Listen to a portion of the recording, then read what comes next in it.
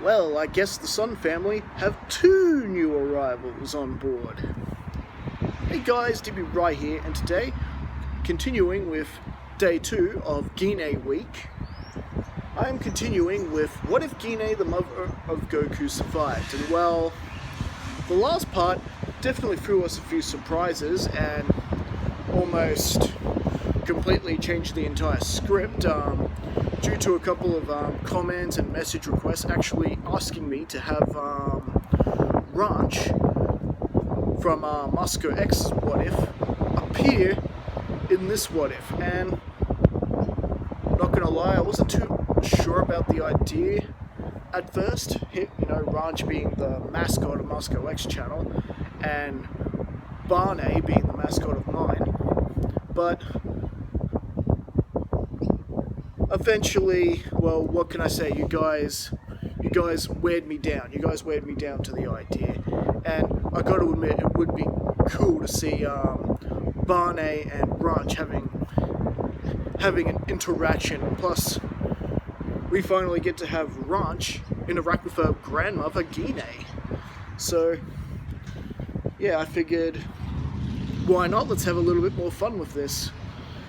And well, so, where we last left off, future Raj and Barney had arrived from their time and dealt with King Cold and Cyborg Frieza, and well, definitely went even more one-sided than when Trunks showed up. After all, you had a Super Saiyan each, basically taking on one of the members of the Frost family each, and they were more or less taken out relatively easily.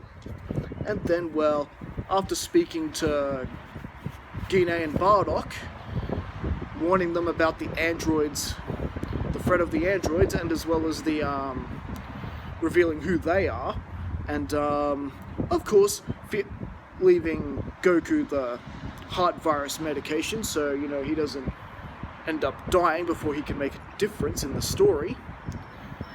So even though there are 3 Super Saiyan survivors in the future Trunks, future Ranch, and future Barney, things still ended up pretty bleak, especially at the start with, everyone being killed.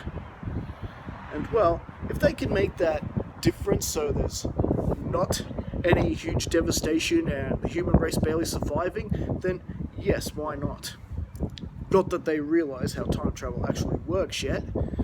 And well, with that, Ranch and Barney more or less take their leave, and well, Gine and Bardock fill in everyone else, leaving out who the identity of the other two are, just so they don't mess up with the future. And well, more or less everyone begins going under their 3-year training. Well, mostly, except for Gine, who was, fallen pregnant with her and Bardock's 3rd Saiyan child. And if you guys are wondering how Bardock is here in this story, I recommend you check out the other parts. That'll fill you in how he came back. And, well, more or less, other than the driving lesson escapade, which resulted in Gine getting her driver's license, and, well, may as well, she can't do much training at the moment with a pregnant, full pure Saiyan in her belly. So she's more than happy, driving Chi-Chi around and helping with the groceries and all that, feeding all these Saiyans. And well, Launch can drive too, so they sort of take in shifts. And well, meanwhile, the 3 years more or less come and go, and both Barney and little Ranch are both born and are little toddlers at the moment. And well, if you think they're going off to fight androids at this point, you are gravely mistaken. Pretty much Gine, Launch, and Chi-Chi are pretty much watching the girls. And yes, they are a couple, they are definitely a pair of mischief makers, the two. And well, technically Barney is Ranch's auntie. And of course the cousin of Gohan. And well, with that, more or less everyone else is waiting on top of the mountain, awaiting awaiting the arrival of the androids. And well, more or less that pretty much happens per normal, except, you know, you've got the addition of Bardock and Raditz there as well, and, well, unfortunately Goku does come down with the heart virus like he does in the original. Yeah, too busy training and, well, forgetting to take his heart medication, and, well, with all the commotion of Ranch and Barney being born, yeah, they just sort of forgot about it. So, with that, Bardock more or less takes Kakarot home. He can fly faster than the others, and, well, but at the moment he's more or less the weakest Saiyan out of the lot of them, so it just made sense for Bardock more or less to take the trip home and, you know, make sure Goku gets himself the antidote. And of course this has Chi-Chi, you know, rushing home and all worried and nervous, and meanwhile you've got the likes of Vegeta and Raditz more or less taking care of business with Android 19 and, well, 20 fleeing like he normally does. Kakarot should have known that turning into a Super Saiyan would only increase the effects of the virus. That fool.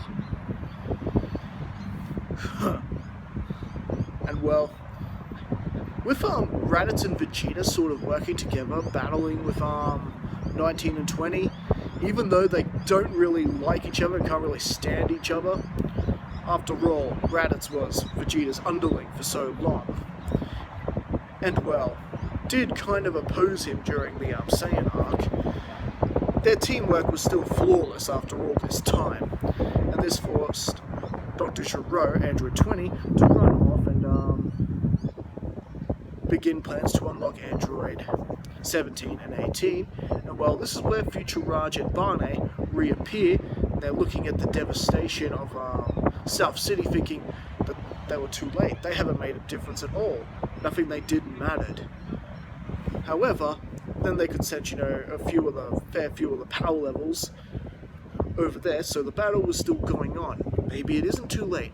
Maybe they could still change things. And, well, with that, Barney and Raj are flying at full speed to see what's going on, and, well, this is where they find the, well, what's left of Android 19.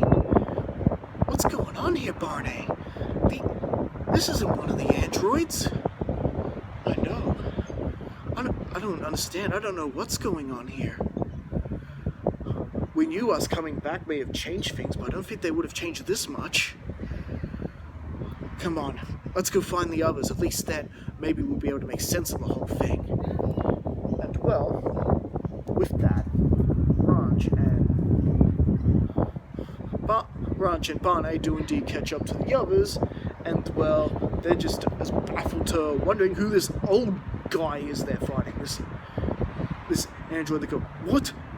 Is he not one of the androids you warned us about? Huh. Should have known not to listen to these two. Huh. They're probably not even real Saiyans.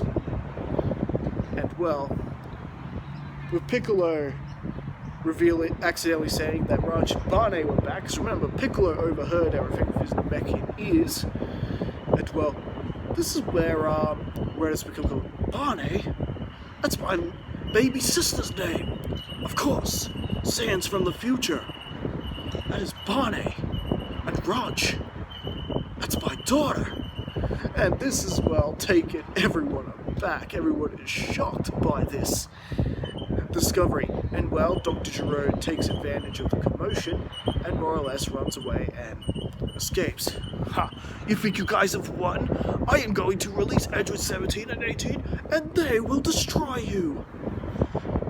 And, well, with that, Dr. Gero is off, and, well, with that, everyone is also in pursuit, more or less trying to find the lab after Bulma more or less reveals that Android 20 is in fact Dr. Gero, and of course reveals that his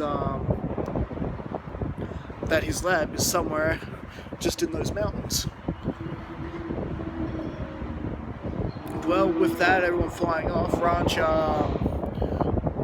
looking to Bulma going, take care of that baby. And flying off. What does she mean by that? Paul was sort of wondering. And well, with that, Dr. Giro, as per normal, does make it to his lab and does unlock Android 17 and 18. And, well, this is where, things begin to get hectic for our warriors, because, well, just like per normal, Android 17 destroys Dr. Giro right then and there, and, well, Android 18 being challenged by now Super Saiyan Vegeta, and, well, that pretty much plays out per normal, with everyone else trying to step in and ultimately being beaten by the duo, and of course, this goes without saying, they do open up Android 16 as well, who's dead set on destroying Goku, and 17 and 18 are more or less, why not? Kill Son Goku. Why not? It'll be fun, it'll be an adventure. And they of course steal that pink minivan and drive off and just having a grand old time. Hunting down Son Goku, planning to murder him.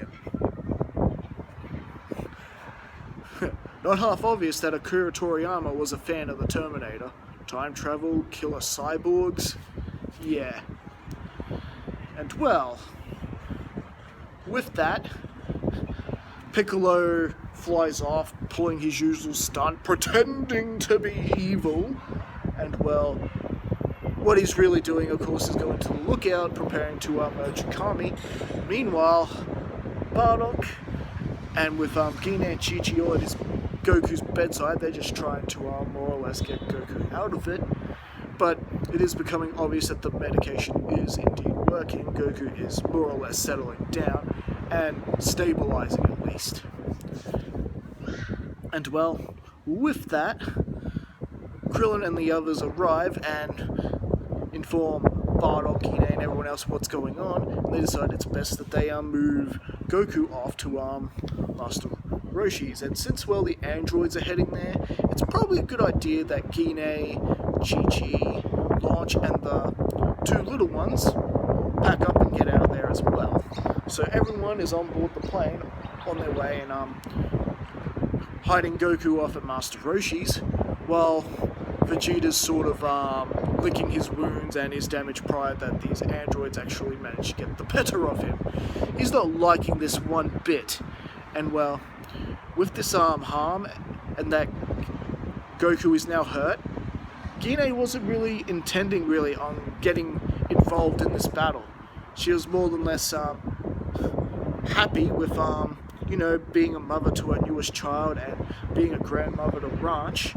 She was ready to settle back into the life she had back on post-Planet Vegeta. However, seeing Goku like this and everyone filling in how easily they were beaten by Android 17 and 18, well, it is Gine's duty as both a mother, a citizen of Earth, to get back involved. And well, she looks to her husband and says, "We need to continue our training."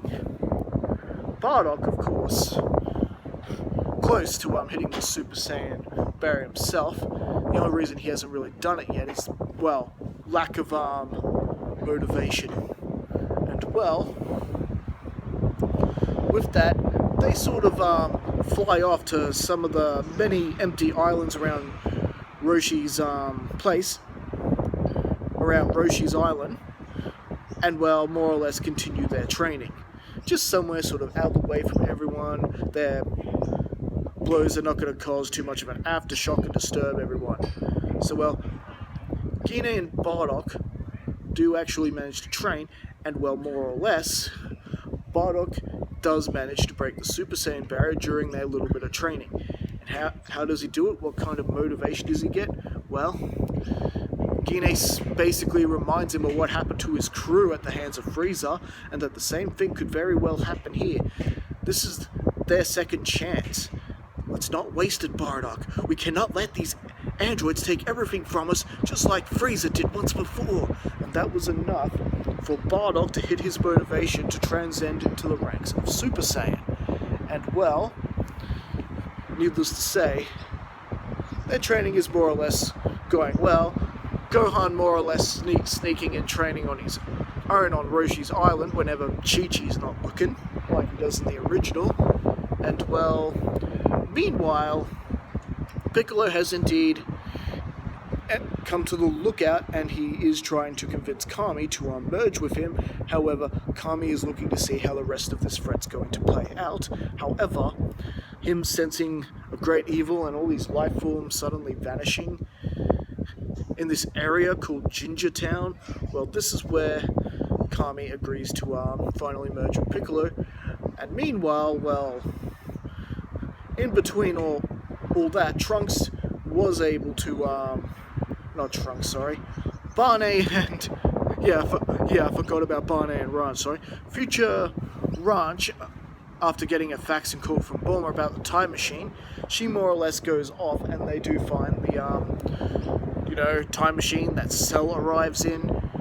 So with that sort of comes together, and Gohan did go with Ranch, so it was kind of an opportunity for Future Ranch to sort of interact with a younger version of her cousin, who she was very close with in her own time, him more or less giving his life for her when the androids attacked. And this was quite good for Ranch. It was more or less closure for the character. And well, with that, meanwhile, Kami agreeing to merge with Piccolo, we get Kamikolo, Piccolo being the dominant body, performing Namekian fusion, and well, he greets the Cell creature at Ginger Town, having his little spout with him. And well, with that ends pretty much the same way it does in that arc, with more or less everyone else gathering around, finding out what is with the Cell creature. How come they could sense Frieza's energy, as well as Goku's energy, Vegeta's energy, Ranch and pretty much her parents appearing there. And when Vegeta showed up, everyone being filtered by Piccolo, who this Cell was, that he's an android of Dr. Gero's from the future, who apparently steals the time machine from Future Ranch and Barney, taking them both out. And yeah, not very good. It's not looking too good for the good guys right now, that's for sure. And well, with that, everyone is going off to look for the Cell creature. And well, this is when Goku finally awakes from his slumber, having sensed everything that was going on, and well, more or less appearing before everyone else. Because remember, Goku doesn't have instant transmission. He's got to fly to everyone's location. And he's got to be extra careful, hoping that the androids aren't finding him. And well, they've only just arrived at Mount Palzu. So Goku, more or less dodged the bullet there. But meanwhile, Goku does catch up to the plane where everyone's in, everyone trying to conceal their power levels. In finding Cell, everyone just sort of sees Goku out the window and lets him in. And this is where Goku suggests that Gohan, Bardock, Gine, Future Ranch, Future Barney, and Vegeta all go up to the Room of Spirit and Time and begin to train so they can get the strength necessary, not only to deal with Cell, but to deal with the androids as well, should it really actually come to that. After all, the androids haven't actually done anything wrong yet. You could almost argue when Android 18 beat Vegeta and 17 beat up the rest of the Dragon Team, that was more or less self-defense. The Dragon Team picked that fight. And well, I think that's actually where we'll leave things for right now. So what do you guys think? Do you like this story?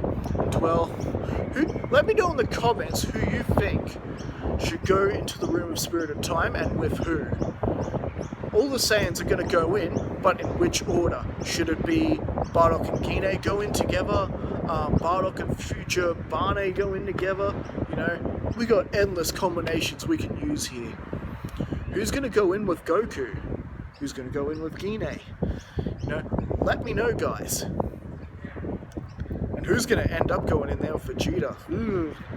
Well, that's exactly where we're going to leave things for right now. Don't forget to like and subscribe, leave your thoughts in your comments, and I'll be back again next time. Thank you guys for tuning in, and I will see you guys again later.